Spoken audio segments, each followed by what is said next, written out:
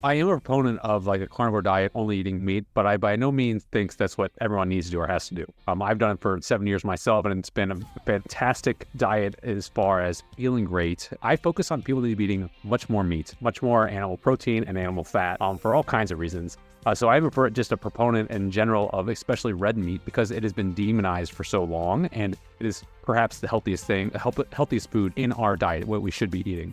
Humans prior to the agricultural revolution had low rates of cavities, low rates of periodontal disease. They did all their teeth fit in, right? So they didn't have crooked teeth. They didn't need their wisdom teeth taken out. They all fit. And we see something change at the agricultural revolution, roughly 10,000 years ago. That's when we started cultivating crops, the rise of carbohydrates in the diet. We see a lot of cavities and periodontal disease. Early hominins, like Homo erectus, that gave rise to Homo sapiens, they subsisted on fatty animals.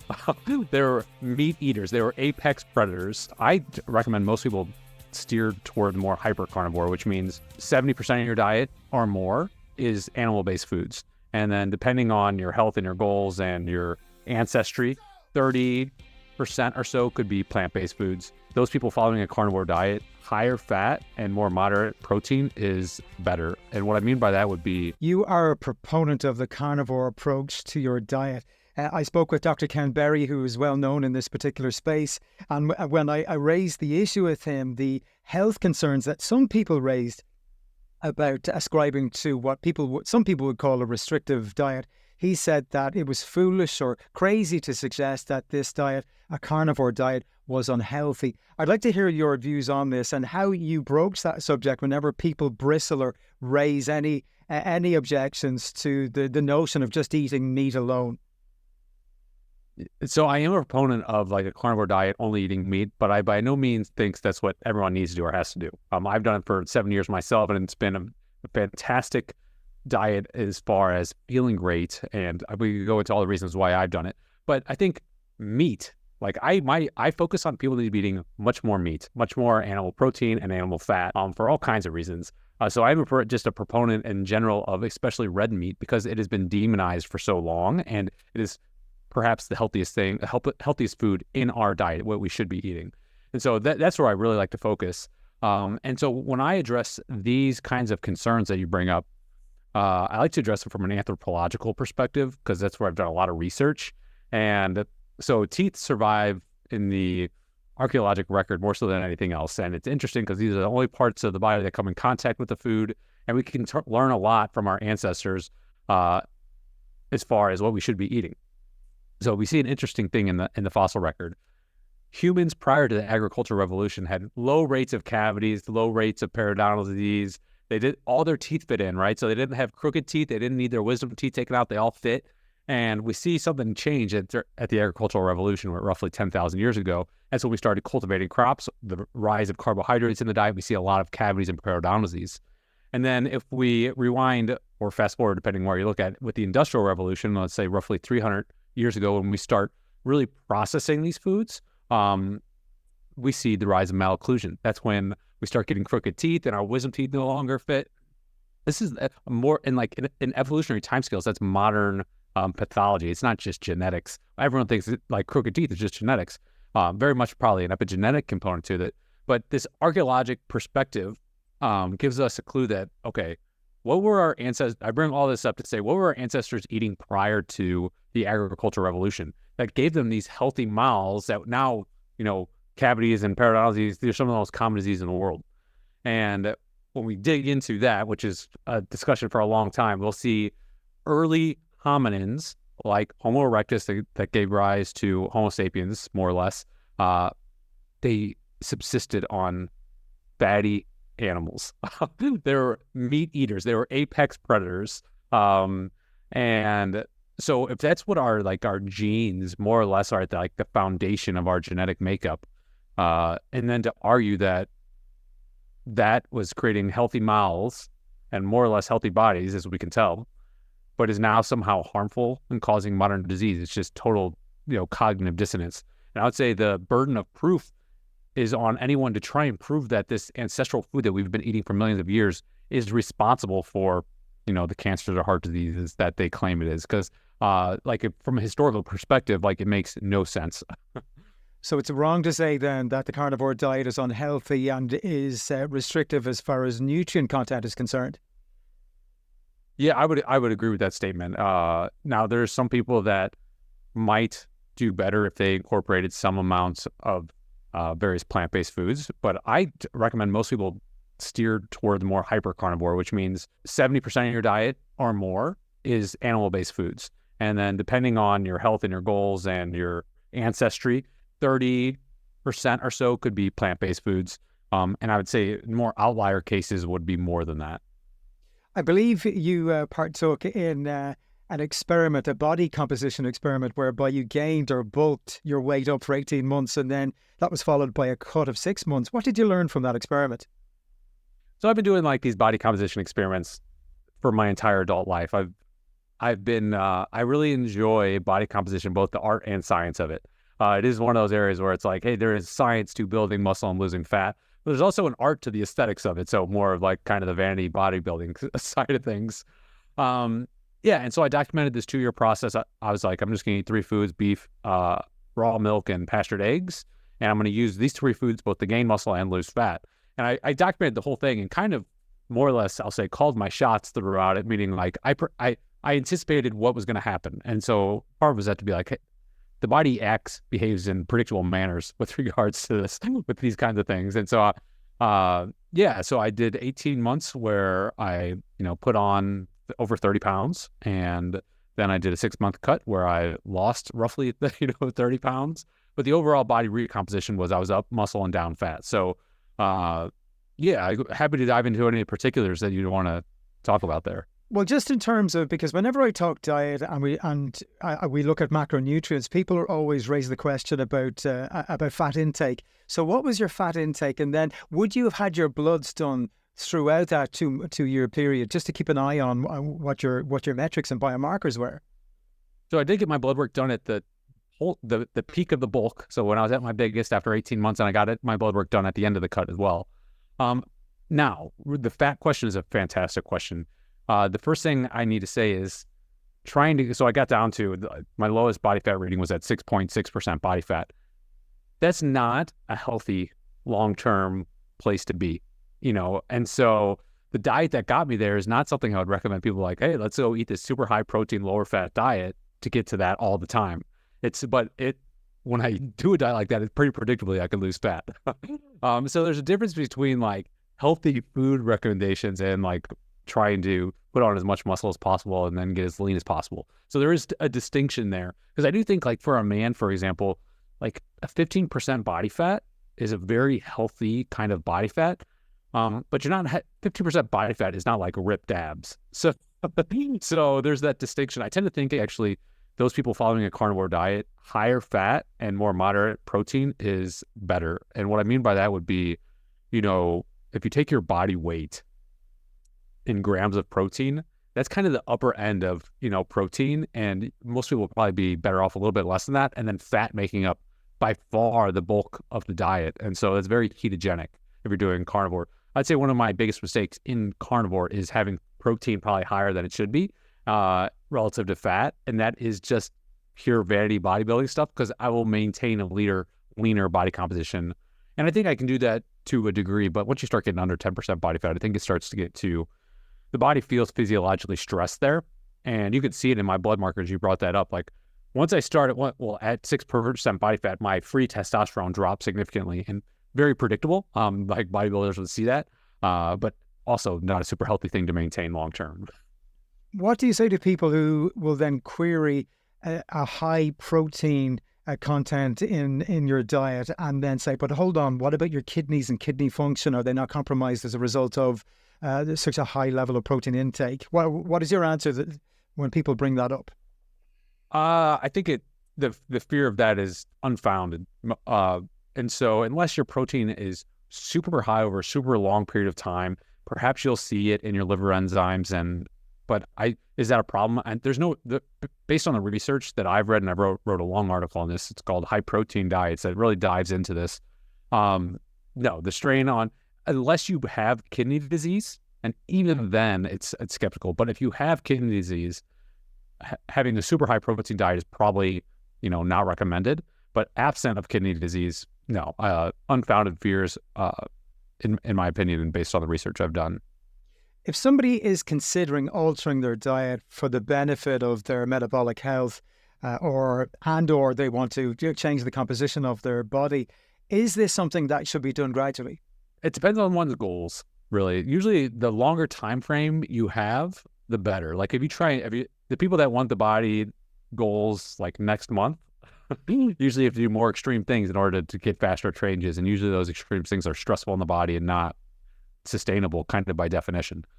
So usually if you take a longer time horizon, like my experiment was 2 years, and most people they're like, I'm not going to wait 2 years to do something. But yeah, when you have a longer time horizon, muscle building really is more of a marathon kind of mindset. Unless you're brand new to training, if you've been training for a little bit of time, you'll know like muscle gains come slowly after those newbie gains. Fat loss can be a little bit more of a sprint, but even then, I recommend taking it in a progressive approach, meaning like you drop your food consumption a little bit, maybe you increase cardio a little bit, and then you progressively kind of pull those two levers over time to avoid kind of stalling out. But even then, I recommend gradual with the counterpoint of not pulling those two levers for too long. I did it for 6 months, and I did it gradually for 6 months, but I wouldn't want to keep pulling those levers because your metabolism will keep adjusting kind of down. And my point of view, that's not a good thing long term. So really with fat loss, I recommend shorter kind of sprints that are not super intense. And then muscle building, longer kind of duration mindset with that. Do you consume any fruit or plant foods at all? Not currently. In the future, probably will experiment. And I have experimented with those in the past. So for context, I've done more or less a carnivore diet for about 7 years. After 2 years of strict carnivore diet, I did some carbohydrate experiments. I wrote about those as well. I think that was back in 2019, where I tested some honey and some berries, and I wrote up a whole long article. If people want to check that out on those experiments. And then I just felt better with meat, so I just kept keeping on. And in the future, I'm sure I'll maintain a hyper carnivore diet, meaning like probably 70+% of my diet coming from mostly beef. But perhaps may explore with more of the hyper carnivore spectrum in the future. That's to be determined. And people will ask, where are your energy levels coming from? Because you're very buoyant, you have lots of energy here this morning. So how is your energy in general, and where does that energy come from? Yeah, I do have a lot of energy. I'll say one place energy comes from is good sleep. And that's a massive topic that's not nutrition related, but if you're not getting good sleep, you could have the best diet in the world, you're going to be suffering. So sleep is super important. But when you're running on fat, and if you're on a carnivore diet or a ketogenic diet, and even a hyper carnivore diet where it's not necessarily carnivore and it's not necessarily keto, but you're able to tap into your fat, like metabolic flexibility. Because there's people that are just carb burners, where it's like they have to eat carbs, and once their blood sugar kind of drops, they get hungry and they have to eat carbs again because they can't really tap their fat. But when you're tapping your fat, that's kind of like the log on the fire. Like you got energy going all day long. And if you're metabolically adapted, you're running on the logs in the fire. Maybe you have some piece of fruit or something like that, like a potato or something, some plant-based food. That's like throwing a little bit of gasoline on the fire. Maybe you have a little spike in energy, but you're able to keep running on fat when that dies down. And so I very much have consistent energy levels. And I feel good. And that was the main reason why I actually went into carnivore in the first place, was the mental energy levels. Like I was bogged down with tons of work, and I'm working 16 hours a day, and I'm living on coffee, and how can I get the energy that I felt like I was missing? And the carnivore diet really was the solution to that. Over and above sugary foods causing cavities, which everyone learns as a child, how does the food we eat influence our oral health? Oh, that's a loaded question. So first of all, not everyone actually agrees that sugar causes cavities and leads to cavities. There's a group of people that are big sugar advocates for metabolism reasons, but I say if the diet you're eating is causing the hardest substance in your body, tooth enamel, to decay, it's a big red flag that maybe you shouldn't be eating so much of that food. And kind of the way it works is you have bacteria in your mouth that will ferment fermentable carbohydrates into acids, and these acids will eat holes through your teeth. And it's a little bit more complicated than that, but that's the gist of it. And the worst kinds of foods are those that really spike your blood sugar as well, because they will actually, what's called dentin fluid flow, it will reverse that. And so that's the way the tooth protects itself from the inside out. And when you spike your blood sugar, basically it stops that protection from the inside out, and it gives really the acid a chance to eat holes through your teeth. So certain carbohydrates are worse than others, but sugar, heavily refined carbohydrates that have more surface area, and they're going to spike your glucose and cause thus insulin to rise more, are the worst. And so that's I'll say the genesis of cavities, as well as a lot of the pathogenesis of periodontal disease. If people aren't familiar with that, I'm sure they will be, because in the United States, about 50% of adults have periodontal disease. And if you're 70 years old and above, 65 years old and above, it's 70% of the population. So most people have this periodontal disease, which is gum disease. And that's where your teeth are sitting in bone, right? That's what holds your teeth in place. And when bacteria start eroding the bone that's holding your teeth in, those teeth, as you can imagine, start to get loose. But that's known as periodontal disease. Extremely prevalent. So cavities are the most common disease in the world. Periodontal disease is right there behind it.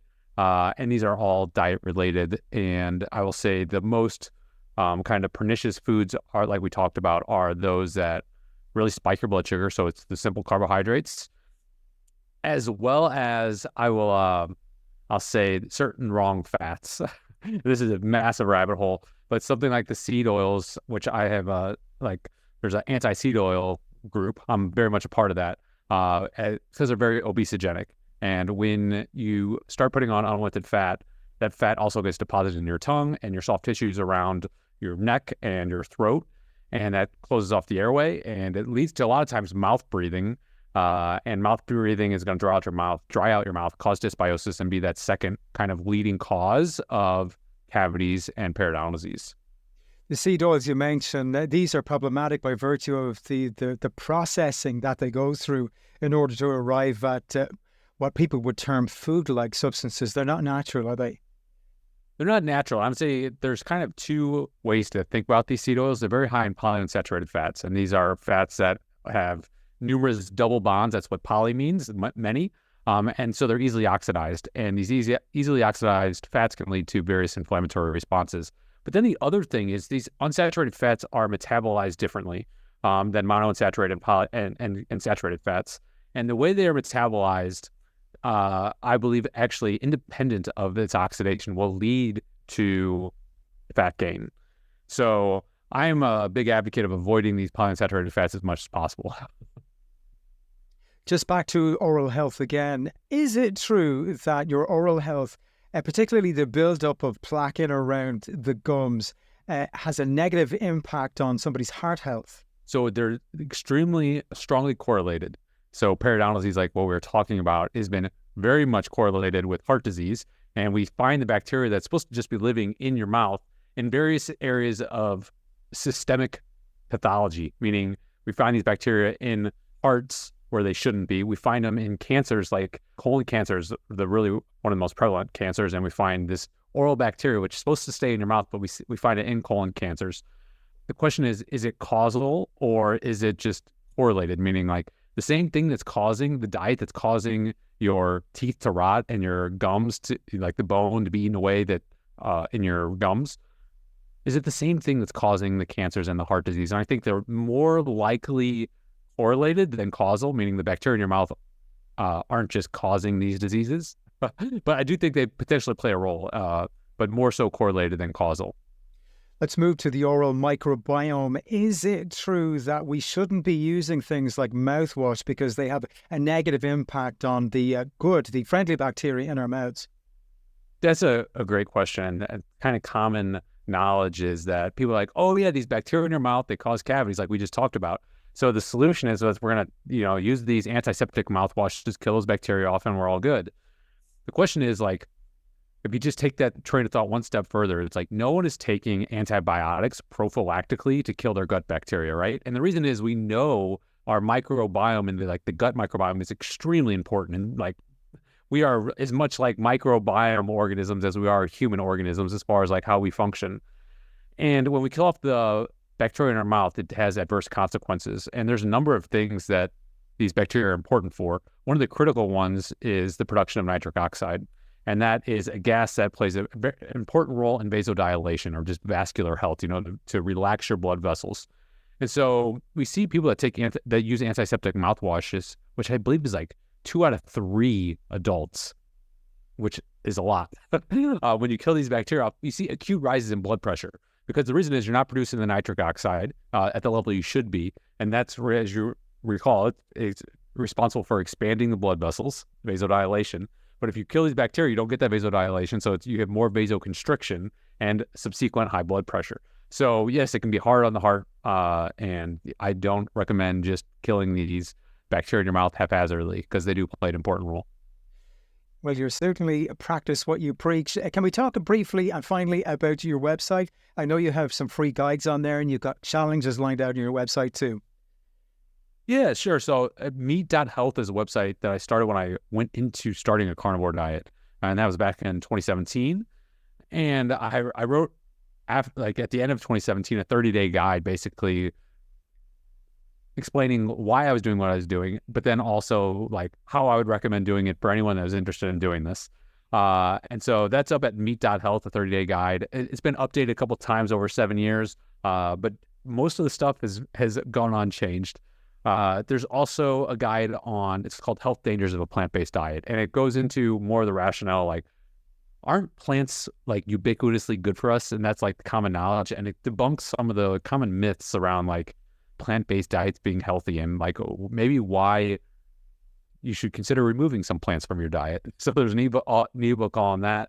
And then there's an ebook on fat loss, because that's where a lot of people go to a diet is because they want to lose fat. So there's an ebook specifically about fat loss. So all those are free up on the website. Because I find those are like the 3 places a lot of people want to start. How do you do this? Why are you doing this? Like, why are you really limiting plants? And then fat loss is my main goal. So yeah, all those 3 guides up there for free at meat.health. Great stuff. We'll pop a link to that in the show notes of this episode. Dr. Kevin Stock, thank you so much for your time today. Really enjoyed our conversation. It was a pleasure. You asked great questions, like well prepared. So super impressed, and it was a good time. If you enjoyed that video, I know you'll get some value from this video right here.